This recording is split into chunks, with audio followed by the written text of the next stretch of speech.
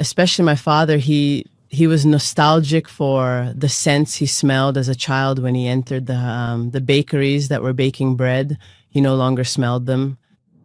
We started doing the first test, so extracting the wheat germ, which is a fiber leaf rich in oil. So it's the heart of the grain, where the major nutrients are. We started toasting it and then drying it at a low temperature to remove the moisture. By toasting it, by removing the moisture, we felt that the scent was rekindled, yes. Welcome, I'm Matteo Donelli. I'm a journalist and I lived abroad for many years. And this is Stories of Italian Taste. The video podcast produced by Pindarica Communication, telling the stories of the people, families and businesses that have shaped the Italian food and wine heritage. Because behind every flavor, there's always a story worth hearing. We are in Vicofertile, at the gates of Parma. It is here that one of the two plants of Molino Denti is located, a company that since 1955 has been transforming wheat into excellent flours. Today's guests represent two generations of this story: Sabrina Denti, who leads the company together with her brothers, and then her daughter Letizia, who brings a new look to this beautiful reality. Sabrina, Letizia, welcome to Di Gusto Italiano. Thank you, Matteo, for being here. Hello, everyone. Thank you. Sabrina, if you wanted to tell your story with a flavor, which one would you choose? I would like to tell my story not so much with a flavor, but with a scent, the scent of freshly baked bread. My father always told us that when he was a child and went to bakeries, he smelled this incredible scent of toasted hazelnut. A scent of the past. Of the past, yes, that over the years has been somewhat lost. This image has always accompanied me a bit, even in choices we have made recently that I will tell you about. You talked about emotions that come from these scents, but growing up in a company like this, with so much history, what has it been like for you in these 35 years of activity? Over the last few days, I have been preparing for this upcoming interview, and I have reopened the drawer of my memories. And honestly, there were so many that I had that I didn't even remember anymore. As children, obviously, the company was our life, because my parents, instead of letting us, let's say, run around town causing trouble, they preferred to keep us close. And so we always contributed, and offered our help as best as we could, however we could. So even as children, you were part of the... Absolutely forced. Forced to be there. What did the company do for you? So, I mean, through the experiences you brought to the company day after day, you, in a way, went through a kind of great entrepreneurial school. Yes, because you could say I grew up along with my company, which has changed so much over the years, starting right from the help I gave. I mean, right when I was a young girl, or I'd even say a child, just like my brothers. In the summer, I would go help my parents, my mother in this case, who handled some of the office work. She had a shop where she sold, grain for animals. So I would help her. I'd put invoices in envelopes, stick on the stamps, and that's how my career began. And from there, the administrative office was born as well. Well, that came later. Back then, I was just a little girl, I was little. My brothers, they also contributed however they could. And so I remember that I think they were about 14 years old maybe, but they were definitely minors anyway. And my father had taught them how to drive the truck. I mean, not drive on the road, but in the evening, they would park, arrange, and put our trucks in order in the garden. Something that today you couldn't even imagine or talk about. Maybe you shouldn't have even mentioned that. No, maybe I shouldn't have, but oh well, let's just say some time has passed, so... So it was also a kind of game, this world of your company, but it helped you grow. Did you learn to solve problems from day one when you joined? Yes, because over 35 years, there have been problems even just globally. We've seen and faced various crises that have happened in the world, but they've affected us too, obviously. You've certainly had the chance to work with your brothers. What's the relationship like with your brothers who are in the company? Our educational approach has always been quite Family oriented. family oriented, yes. Everyone helps each other. And so fighting was something you just couldn't do. You had to, and that was my job since I was the oldest. I have two younger brothers, but not by much, 2 and 4 years. But I had to sort things out and so try to reach a compromise if there were simple squabbles between kids, between children. And so that's how I grew up. And now on to Letizia. We've heard from your mother, who has shaped the company's history, an important role, an image also in a way of a leader. How do you see your mom? I imagine with great admiration. Yes. Let's say that having always experienced her as a mom, I have, let's say, two views of her. One as, well, a parent and another as an administrator, let's say, more on the professional side. But aren't you a little afraid of her? No. You were afraid of me. Well, yes, I was afraid of you. But now, let's just say, do we have the same personality? No. On some things, we clash a lot. She's the oldest of 3. Exactly. I'm also the oldest of 3 siblings. So you're predestined? Yes, I kind of know what it means to bear the cross of being the oldest in the family. And let's say that as a mom, she was definitely a present parent. And despite always having worked a lot, just as much as my dad, I've always seen her, let's say, as a female figure. She's always been a great example. Because in our family, we grew up, me, my younger brother, and my sister, with the example of 2 parents, mom and dad, who always worked the same, let's say, the same hours and always made the same sacrifices. And of 2 parents who, let's say, always carried the family forward together. So this is also a clear example of, let's just say, so it's also a really great and inspiring example, especially from a female perspective, of how even though a woman, let's say, has 3 children, you can still quite perfectly reconcile work and a career with being a parent. You, Letizia, you're still studying. You're not completely inside the company yet. Exactly. What are you studying? So now I'm finishing my university studies. I'm doing my master's degree. I did my bachelor's in economics in Modena. And now I've changed my course of study a bit and I'm studying anthropology, and it's a beautiful world. I made a somewhat particular choice, which made, let's say, my mom turn up her nose a bit. Is that true? No, I just asked why she made that choice. Yes. Let's just say I made this choice without telling her anything. I enrolled, and when I started university, I told her, Mom, I enrolled in anthropology. And she said, what's anthropology? Why? And what does this study specifically bring to the company as a whole? So what it will bring to the company is a bit early to say.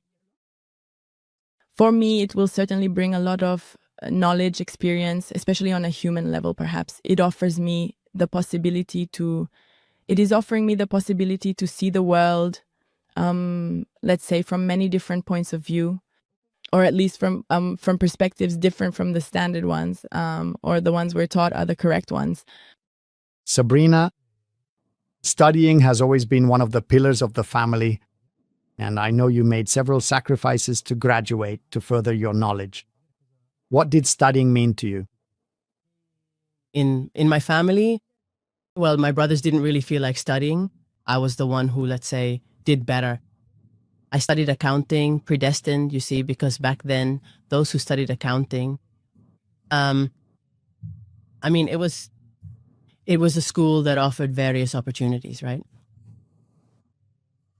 And on top of that, I was predestined, you see, to manage the family's interests. So that word, predestined, how much does it weigh? How heavy can it be? No, I've come to terms with it now. I've absorbed it. And so, we grew up, as I said before, in the company, but in every sense of the word. I remember I graduated on July 10th, 1989. 89, yes. And on July 11th, I was at the company and we opened the administrative office of Molino Denti. While maybe your friends were out having fun. Yes, having fun. So not even 24 hours. No, I had asked for a few days off, but My parents answered, "We need you." And so, Letizia, are you ready to be the predestined one? Because that word is also a bit cumbersome. No, I don't like that word, and not even as a concept, to be honest. Let's say that it's important. yes, it's important, but Times have changed, and over the years, in many ways, things have shifted. And the context is also different, let's say, the moment in the company's history where I find myself. In the sense that they perhaps found themselves out of necessity in a very young company, so with many things to do, many things to do right away. And back then it was like that. I mean, you helped each other in the family, everyone. Today, let's say, with the company having grown a bit, it's definitely much more structured. And right now I'm handling, let's say, the marketing side of things a bit more. But to go from that to saying it's my immediate future, no, because first I feel I need to have many other experiences. Today, the company is structured. It has gone from an artisanal phase to being industrialized. So perhaps Letizia's decision to wait before joining is easier for you to accept. well, actually, more than just much easier to accept. I agree because I put myself in her shoes. I saw the company grow. So from a small business in the town center, we transformed. We hired many people. Just on the administrative and office level, let's say, I practically did all the hiring myself with the help of Paula, who is still with us today. And so, what our company is today, I saw all the steps. We faced and overcame all the difficulties and also enjoyed the satisfactions to get to where we are today. So she finds herself, like many young people, in an already structured, complex reality. So I put myself in her shoes and think, if I just jump in, what do I do now? I mean, there are so many possibilities, right? And I believe she'll find her place when the time is right. The path she's on is a very good one, both inside and outside the company. And when she's ready, I'm sure she'll bring many things to the company that we'll need because the market is constantly evolving. It's not like Molino Denti is going to stay as it is now, quite the opposite. Speaking of experiences that Letizia can certainly have and bring to the company, you too, Sabrina, had let's say, a side experience parallel to Molino Denti. Can you tell us about it, the one with the ice cream shop? Yes, in fact, I definitely brought things I learned during that experience, which lasted 8 years, back to the company. It was the 90s. The mill was still the old one in the center of Albania. And so let's say work was routine. I had already been working at the company for a few years. And the market was stable, so there weren't any particular issues. We all worked at the company, my brothers too. And so I'd always had this desire to try and have my own work experience, outside of the family. So we found out that the Pam Pam ice cream shop in our town was for sale. And my brother and I had the idea, what if we gave it a try? And we thought our parents wouldn't, let's say, support us in this choice, but instead they surprised us. For those who don't know, the Pam Pam ice cream shop is a gelateria that has now become a landmark, and over the years, It has always been yes. in the 90s and 2000s, it attracted a lot of people, not just from Albania, but also from the entire city of Reggio Emilia. We had, let's say, a pretty good and successful business with a total of 11 employees and 120 seats available for our customers. And so we started this adventure that lasted 8 years. I was 21, my brother 19. No, I was 22, my brother 19. So very young, and but we were already quite confident, that we could make it, right? And then what happened after these 8 years of success? What happened was we had to decide. We had reached a crossroads. So we had to decide whether to move with the small mill because the local health authority no longer allowed us to stay. You were right in the center of the town of Albania. You couldn't stay there. Yes, so even the arrival of vehicles was unmanageable. and it wasn't even possible for us to expand. So thinking about buying silos, flour bins, or the other alternative was to continue with the ice cream shop, also with my family, so my father, my other brother Alberto, and my mother. And even in that case, well, we would have had to decide to expand because it had to be, let's say, a job for the whole family. And how did it go? How did it go? Well, we sat around the table and we discussed it, and we chose the family business. A free choice, or did your dad have an influence? Did he let you choose freely? Yes, in all the important decisions, he always let us choose. Obviously, by laying out, the pros and cons, by talking freely among ourselves. And we have almost always agreed on the important decisions. And so ultimately, no, we decided it was the correct path for us because it was already part of our lives, our history, my grandfather's history. We chose to move to Bolzano because it was simpler, obviously, to do the expansion. And in the town center, it was absolutely impossible to continue working, both for logistical reasons with the arrival of trucks, the traffic, and besides the fact that it wasn't possible, there was no space to expand. But it didn't go perfectly because shortly after that, an economic crisis began. The year after, in 2007, the year after. That's right. Ugh, those were some tough years, quite tough. Also because the change was from a very small mill. At that time, we were grinding 200 quintals of wheat a day. We moved, as I said, in 2006. And after a few months, we were grinding 2,000 quintals of wheat a day. So we also had to sell just as much flour. And then, what happened? What was the problem? What did the economic crisis mean for you? Let's say the economic crisis was one of the first significant difficulties. That, in any case, made us realize the market was changing. You were very young. I was, yes, actually quite young at the time. And I already had 2 children. I was already around. Yes, I already had 2 children. And from there, I realized that I had to,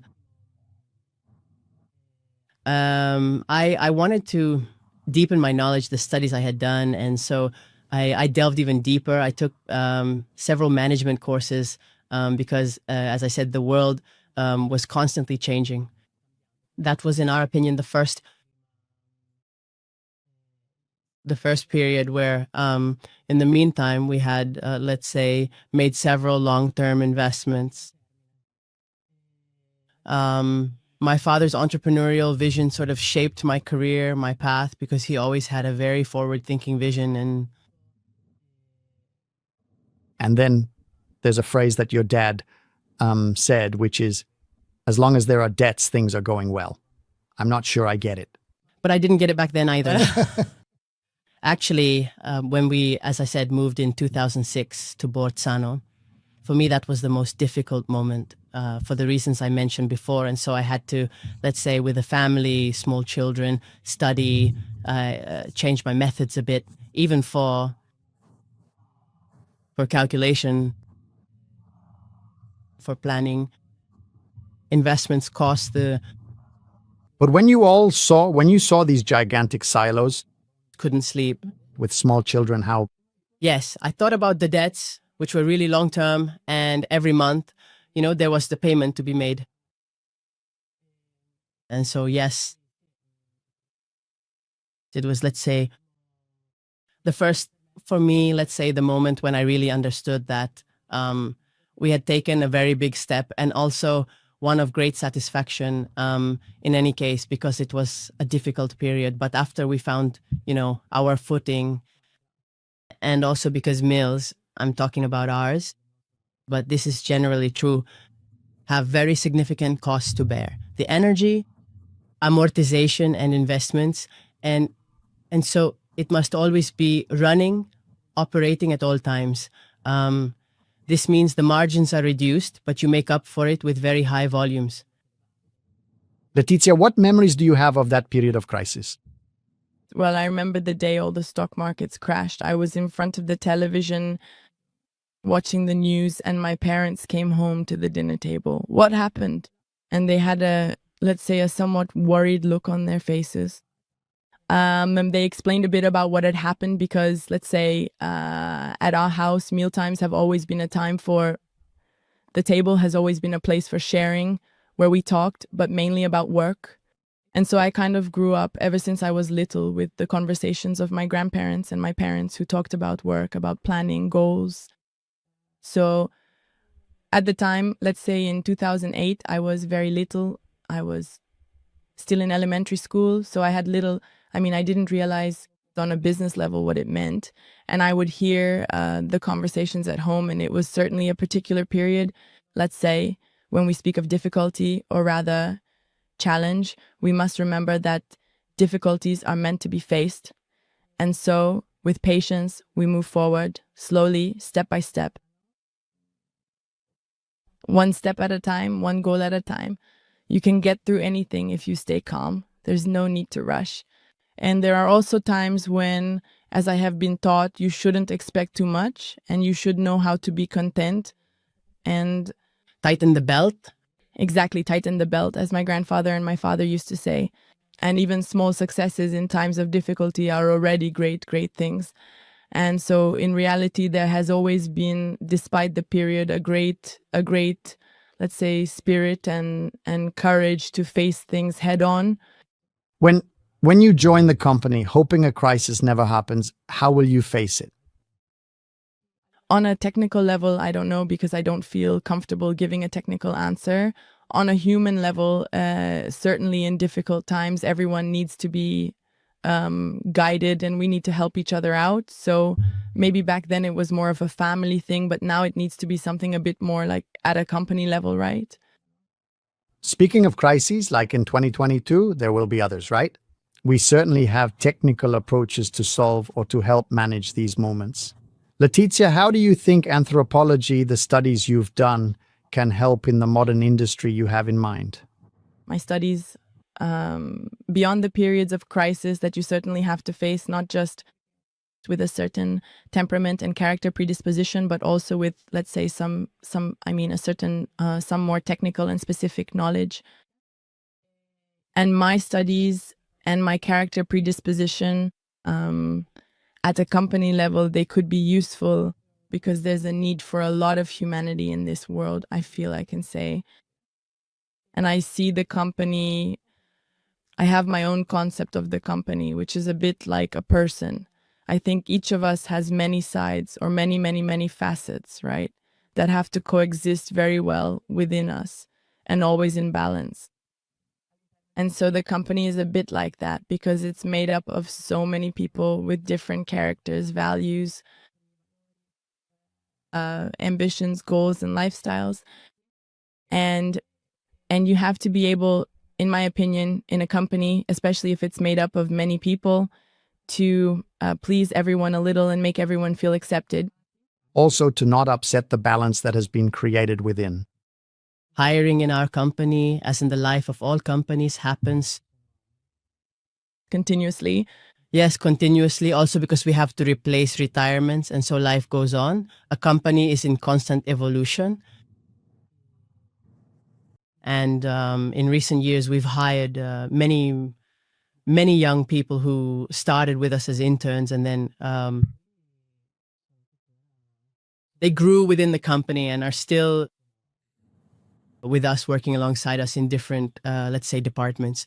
For you, Letizia, how do you see the management of hiring someone? I have my own vision, which, let's say, my mom is a bit more practical. I'm a bit more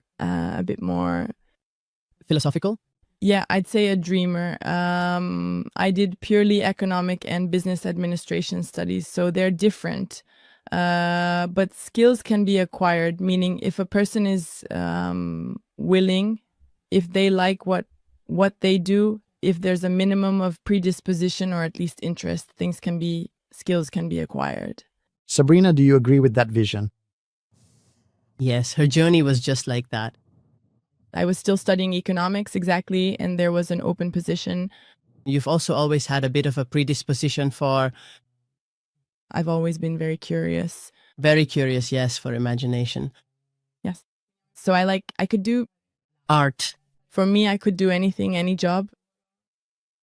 And yes, and you've always really liked art, reading, expressing yourself. And so before she arrived, we had one person working part-time in the marketing office. And so she inaugurated the... Yes, I joined, and little by little, we basically created a marketing department, exactly. a more complete one, yes. How do you see your company's marketing? Well, let's say that the world of marketing, and this really applies to everything, is very fast, very dynamic. So you have to be able to keep up with all the constant changes. I can confidently state that we made a very ethical choice not to tell stories about what does not truly represent us or about what we are not. And this applies to both us and our products. So we tend not to play dirty from that point of view, because that's how it goes sometimes. And we work in a sector like the food industry, where from my point of view, you have to be careful and be very clear that you're dealing with people's well-being. I can't sell you a product or describe a product in a certain way when that's not the case. And so we kind of have this philosophy. Maybe we put, it's not that we put ourselves out there less, but if we do, it's because we have something to say, something to share, and not just to follow, let's say, a popular idea or a trend. The company is a modern, fast-paced company, but it has historical figures within it, like the miller, a role that your brothers fill. Yes. My brothers are the heart of the mill. Let's call them that. I have a lot of respect for them because they have an incredible knowledge of wheat and flour. Thanks also, of course, to the teachings of my father and of very important figures who have been inside our mill, who were part of our family, some of them. And others are retired and come to visit us, and they've grown up with us. The figure of the miller. Can you tell us about it? What do they do in practice in a company of our time that's also so automated and, let's say, industrialized? Nowadays, it's greatly helped by technology. Compared to the first mill, which was manual, now the work life has improved so much. With the use of the equipment, the technologies, they still have to every day, depending on the raw material. We have to remember that wheat is a raw material, so it changes even within the same contract. You can get samples, batches that are different from each other. And so the miller's job is to maintain consistency and to modify the recipe of the grain blends every single day, to offer a consistently stable flour to the artisan so that he doesn't have a difficult life. I mean, we're the ones with the difficult life working on it every day. So it means knowing the characteristics of the grain very well, which of course are supported by analyses of the incoming raw material, analyses of the... You also have a laboratory of excellence? A laboratory, yes, both in Vicofertile and in Albinea, they're identical. We have very capable people who every day analyze the raw material, the flour that's produced, and so they understand if they need to correct the recipe and therefore modify the percentages of the different types of grain. We have about 15 of them at the moment, to always offer the same type of flour with the same strength, the same elasticity. Every day you have to reinvent yourself to go out and find... Yes, it's a very dynamic job. It's definitely not monotonous. And your brothers can tell if there is a problem just by hearing certain noises. Let's say that's kind of it's the fable of the millers, you know, that from a strange noise from the mill, they can tell if something's wrong, if a roller needs to be fixed, if it's grinding well or not. I've never understood it, but that's how it is. Did you figure it out, Letizia? Well, but it has to be said that my uncles... and the noise is constant, 24 hours a day. My uncles, Alan and Alberto, have years of experience. So they grew up, they were 10 years old when they were inside the mill, and that noise has been with them all these years. Maybe more than the noise. This fable, which isn't a fable anymore in that case, is very true when it comes to the quality of the raw material. I mean, my uncles, like my grandfather, by taking a handful of wheat, when it arrives and looking at it with the naked eye, they can tell Visually. visually if the grain is good, meaning it appears clean and healthy from the smell. So there's a series of different sensory abilities, let's call them that, which really come from experience. Which are then confirmed by the lab, by the analyses. But let's go back to the origins of the story with your grandfather.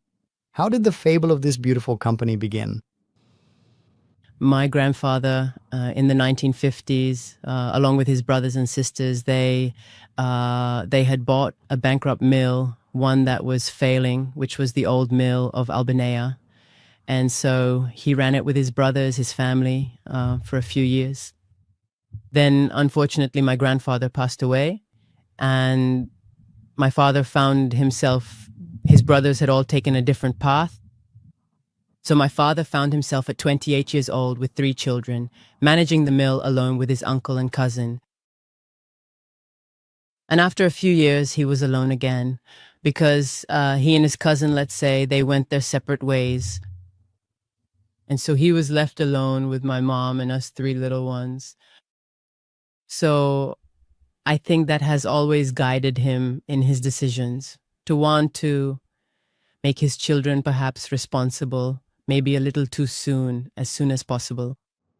And so he immediately taught my brothers from a very young age to recognize, the miller's job, perhaps the flour, and to recognize good wheat from the not so good. And so, our story began. Today, it's a story that has evolved a lot, one that listens very much to the end customer, right, Letizia? To the desire to return to discovering the flavors of the past. What does the new generation want? What is the new generation looking for in the company's product?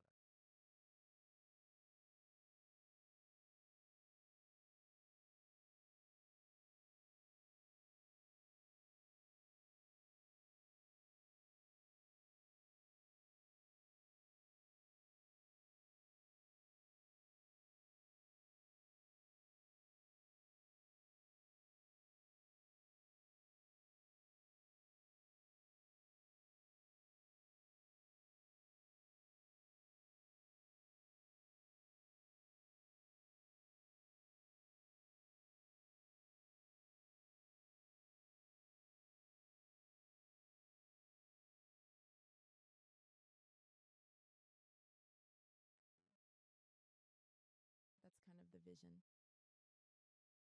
And I also remember that actually there was a time when Alan told me, my uncle, he told me that gentlemen from the old days used to come to the company, the, let's say, slightly older gentlemen, to ask if we had flakes like germ, bran, because they use them for, as let's say, cereal. And so the grandfather, but they didn't ask for them raw, because raw they don't have much of a flavor anymore. And so they asked for them a little toasted with a slightly nutty flavor. And so from there, Like in the old days. And so from there it was born.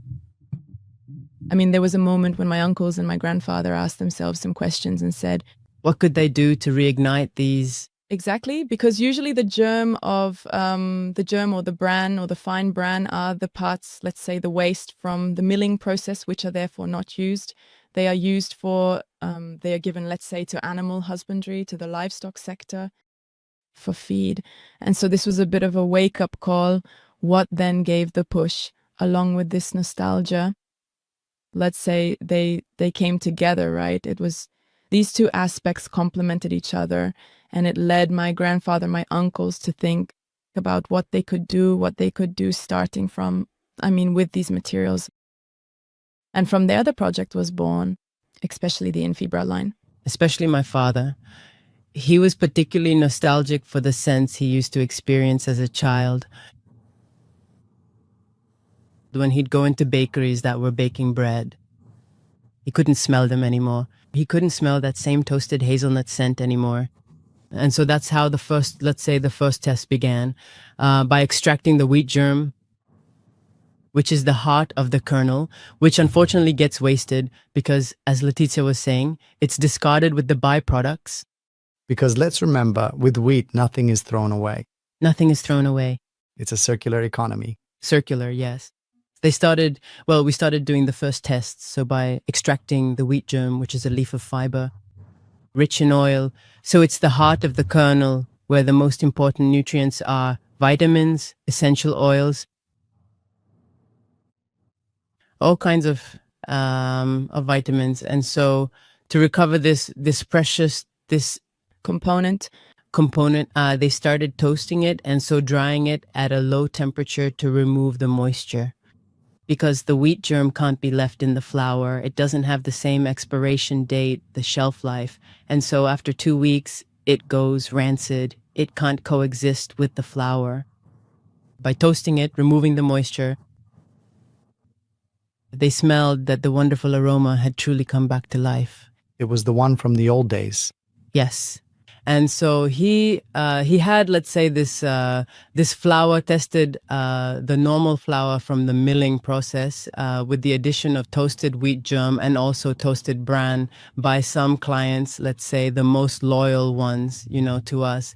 And the first tests were very satisfactory. So since 2014, we've had fun every year adding to the Infibra line, Improving it. and with new types of flour. The latest is the Prima Macina.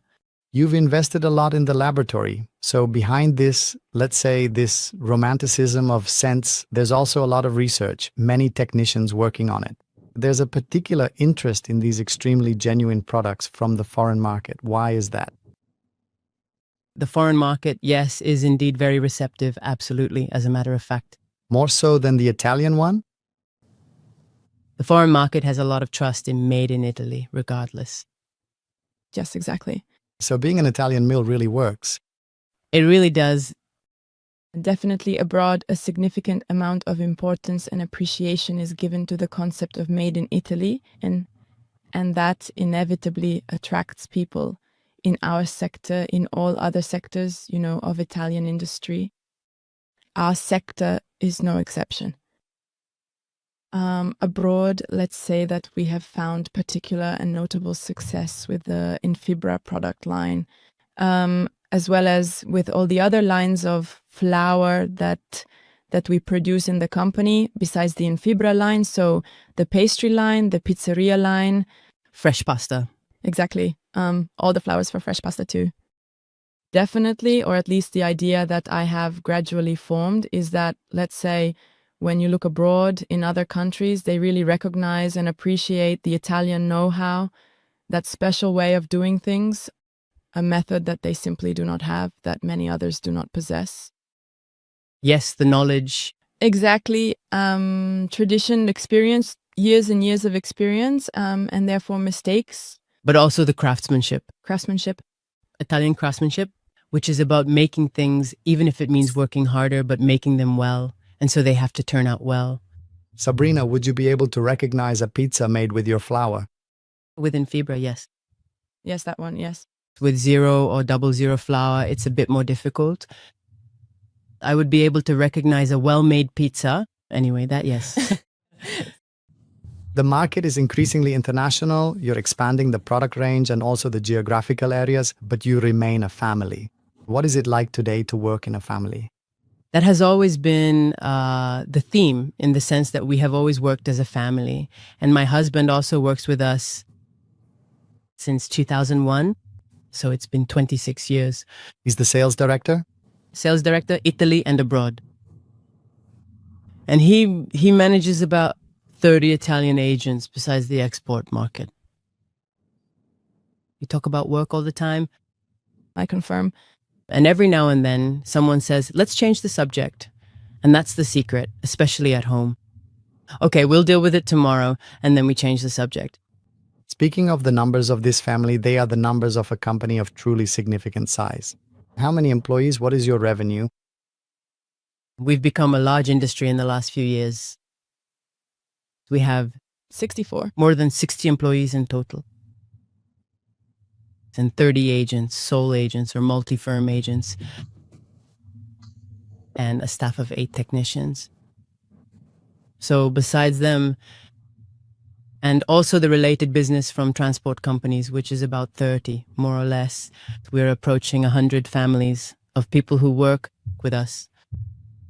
a business that is also very connected to the local area. Yes, connected to the local area. Obviously, I have 64 employees who are near Reggio Emilia and Parma, so they know us well and they also know our history. We're at the end of this podcast. Sabrina, Letizia, what would you like to add to this long interview? What I've always been taught and what my family, I think, wants to bring and always tries to bring into the company is it's perhaps a certain regard for the values that represent us. And that I've also been taught in knowing how to relate to or live with other people, how to treat them. So relating, yes, with other people. So an extreme attention to kindness. And they represent all of us very well, let's say, from the family. I'd like to close with a phrase borrowed from my father, which is about the wheat germ, that you need to have patience, and there isn't a precise temperature and time. He recognizes it by the color, by the scent. So you need a lot of patience to do things, especially to do them well. And this is a lesson in life as well. Thank you to Sabrina and Letizia for sharing the story of Molino Denti with us, a story that has the aroma of bread. Thank you for listening. Thank you. Thank you. This was Stories of Italian Taste, the video podcast that tells the stories of the people, families, and businesses who have built Italy's food and wine heritage. It's hosted by Matteo Donelli and produced by Pindarica Communication. Thank you for being with us.